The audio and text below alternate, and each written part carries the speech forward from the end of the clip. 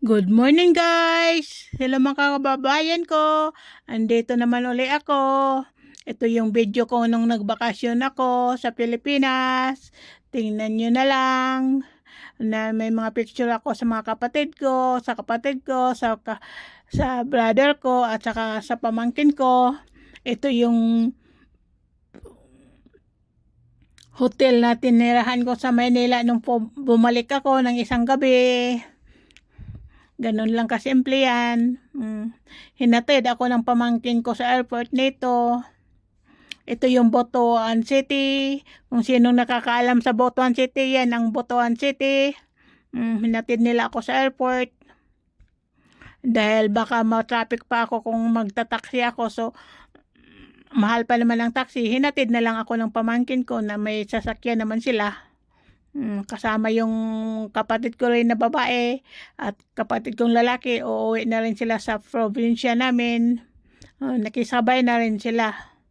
Paghatid sa akin, kasama namin si Siki at si Coco. Hindi pwedeng maiwan sa bahay dahil umiiyak. Tumatahol, gustong sumasama, gustong makakita ng bagong paningin. Hindi lang puro bahay ang kanilang makita. Gusto rin nila makakita ng mga tanawin sa labas, kumbaga ba. Tahimik naman sila sa sasakyan. Si Siki nanonood sa kalsada. Si Coco panay sa akin na may miss yata ako. Kita mo yan si Siki? Tahimik lang siya dyan. Hawak ng pamangkin ko, yung anak ng pamangkin ko, si Harvey. Akala mo kung tahimik lang siya nanonood ng mga sakyan. Then, hindi katulad ng ibang aso ba na malikot.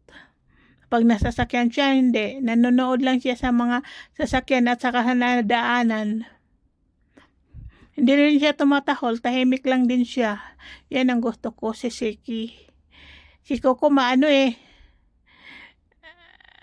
panay akyat sa akin. Hindi siya pag sisikit, pag ituturo mo sa kanya, minsan natatakot pa. Minsan pag sinabi mong huwag kang mamamintana, hindi rin siya namimintana. Uupo lang din siya sa sa upuan. Yan ang Butuan City. Ganyan. PLDT. Nung nagbakasyon ako nung nakaraang taon, sana makabakasyon na rin ulit tayo sa Mayo, no? Pero ewan ko lang kung kailan kaya, kung hindi matatapos tong gulo, hindi tayo makakabakasyon sa Pilipinas ba? Dahil may red alert ang mga airport. Kawawa yung naka-schedule lang umuwi. Walang mga flight. Sana may maghatid na lang sa kanila pauwi sa Pilipinas. Wala nang baka walang yung aeroplanong galing Pilipinas ba sila na lang maghatid sa naka-booking na. Dahil kawawa naman na naka-schedule na tapos di makauwi. Padulong kami niyan sa airport. Yan ang Butuan City. Sa nakakaalam, masarap kaya magbakasyon sa Pilipinas pag may pera ka. Pag wala kang pera na, wag na lang magbakasyon. Pwede rin magbakasyon. Pag may pamilya ka, stay put ka lang sa mga anak mo, sa asawa mo, magbanding-banding na lang kayo. Hindi katulad kung may pera ka kahit saan kayo nakakaalis ba, nakakapunta, nakapamasyal, nakakakain. Ganyan, traffic din ang Butuan eh. Kahit ganun lang ka maliit yung siyudad na yan, matraffic din yan. Lalo na yun doon sa sentro talaga. Matraffic.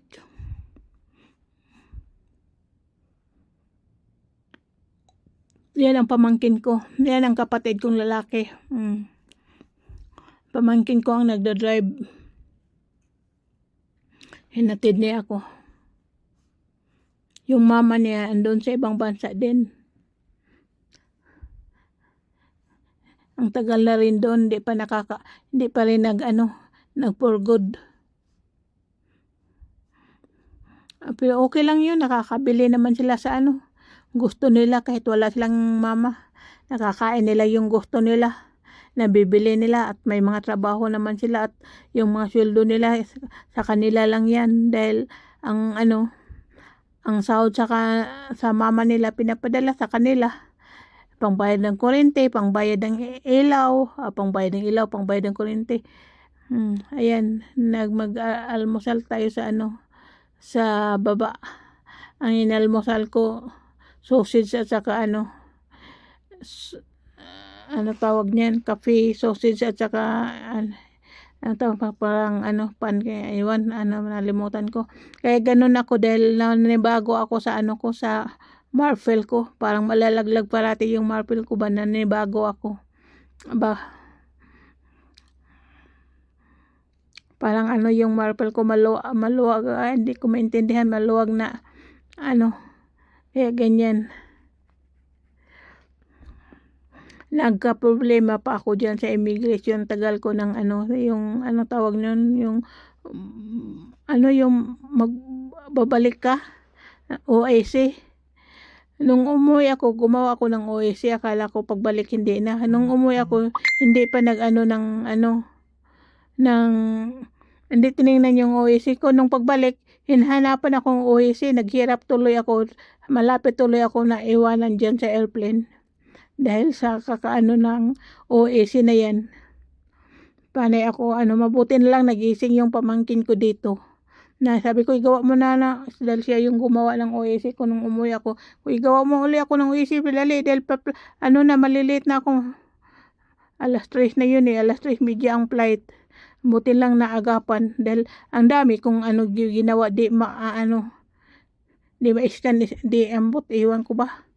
Ang dami ko nang ng mga email, di pa rin. Buti na lang na sa pamangkin ko na niya na basta pinakita ko na lang, pumayag naman yung mga tapos yun, tumakbo na ako. Hindi na ako nasisira na yung natin. Kaya pag kayo magbakasyon,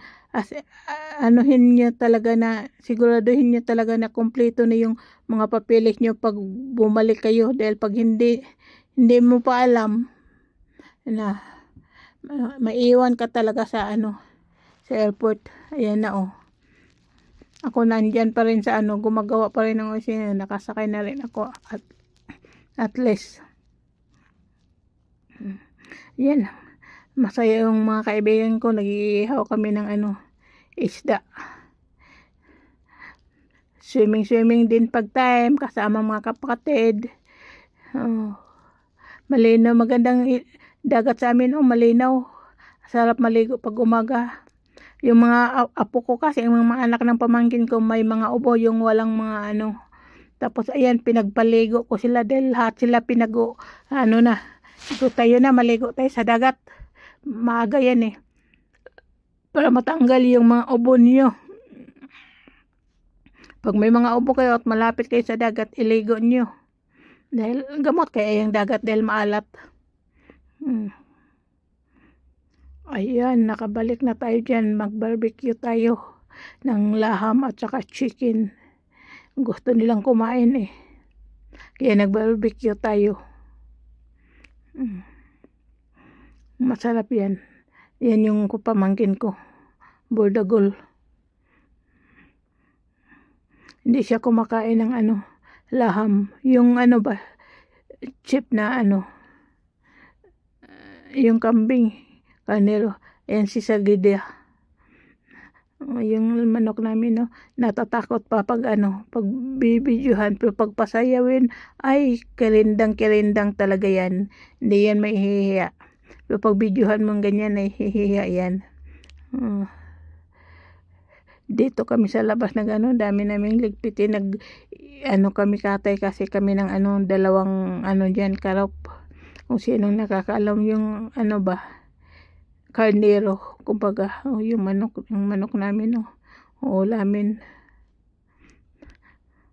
Yan ang na lang namin ulamin dahil hindi sila kumakain ng ng laham. Manok na lang sa amin, ako ng 2 piraso. Nakamas pa yung pamangkin ko dahil naglilinis nga kasi kami ng laman loob ng laham.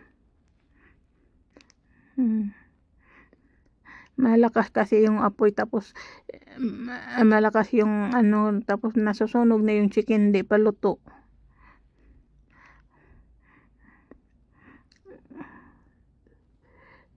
Yung masarap kaya yan.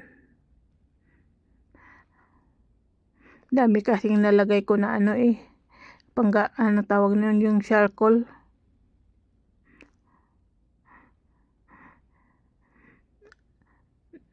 Inubos ko yung isang karton. Ang init pa naman.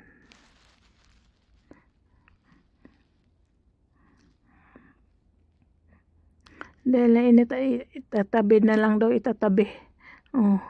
Sobrang init, diba? Hinawakan mo kasi ganun lang kasimple yung dito sa buhay natin dito sa abroad. Okay lang pag yung mga employer nyo, pag hindi ganyan lang buhay namin OFW. Kaya kahit paano nakakakain ng gusto.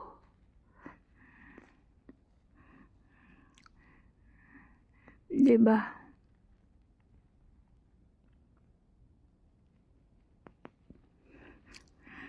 Yan guys, inom tayo tubig. Diba guys?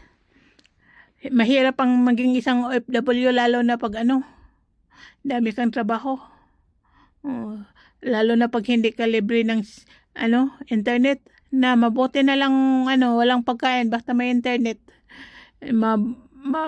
Ka talaga, sasakit ang ulo mo pag wala kay internet. Pero kahit wala kang pera basta may internet, pero kung may pera ka tapos wala kay internet, ay hindi ka masaya. Pero pag may pera, may internet ka, kahit wala kang pera, ay sasaya ka rin kahit paano. Diba guys, diba? Kahit walang pera basta may internet, ang sarap ng ulam ko. Crabs. Order namin yan, buhay pa yung isa kayo nalaglag. Crabs yan. Ang sarap ng crabs. Order namin yan sa hotel. Dito tayo sa magpa-party tayo. Dito tayo sa Istoraha.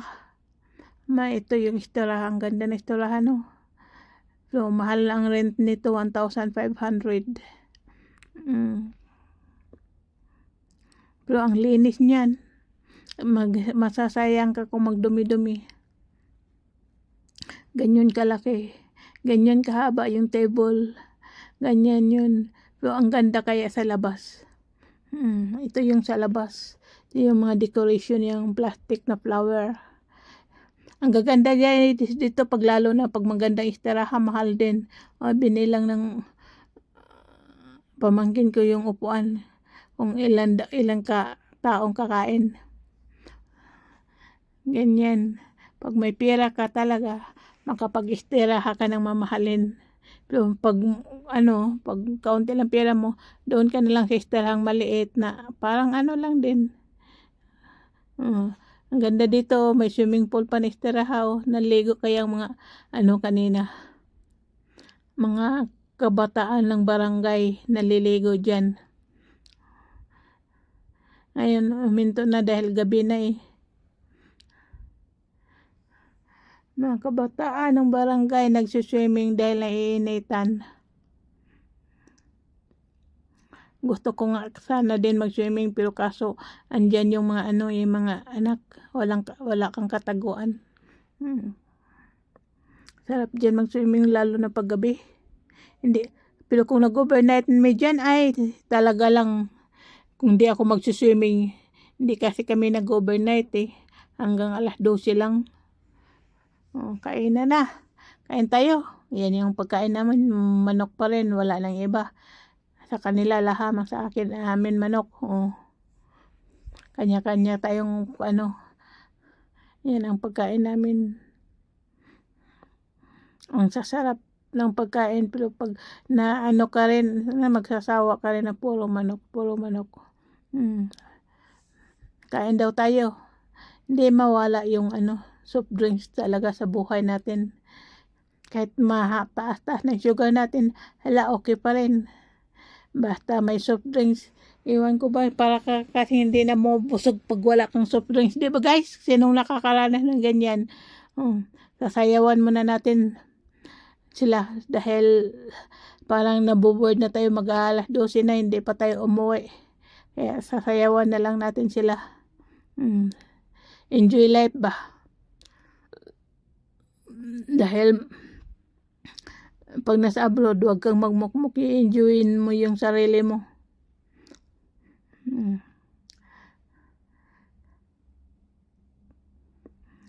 Ganyan. Ito din yung isang malaking bahay, may swimming pool doon sa baba, hindi pa nilagyan ng tubig. Dahil hindi pa yata ang laking bahay din to. Kita mo yun? May ice cream na hindi pa tumigas. Yun, pag yung magawa ka ng sa ice cream ng sarili mo.